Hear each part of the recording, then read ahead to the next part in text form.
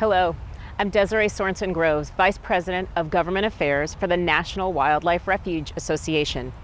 This week in Washington, we saw the latest effort by pro-drilling forces to open the Arctic National Wildlife Refuge to oil drilling.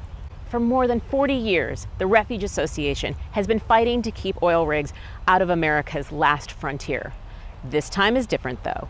By using a tactic that ties development of the Arctic Wildlife Refuge to revenue assumptions, those who would like to see the Arctic open to drilling have made this a tax and budget issue rather than an issue about environmental protection and conservation.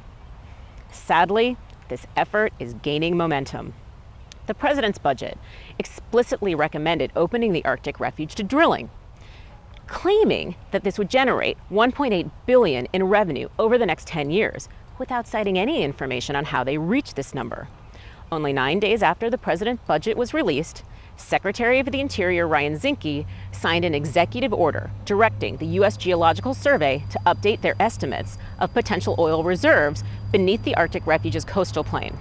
Then last week, the Senate rejected a bipartisan effort to strip the Arctic revenues from the budget and are now tying those revenues to their eventual tax overhaul legislation, citing the administration's $1.8 billion as part of their mitigation for reduced tax revenues.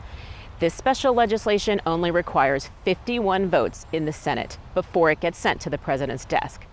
Tax reform and protecting a place as special as the Arctic National Wildlife Refuge are issues too important for the American people to be tied together this way.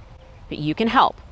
Join our Arctic Refuge response team and be part of the effort calling on members of Congress and the administration to remove Arctic drilling from the budget.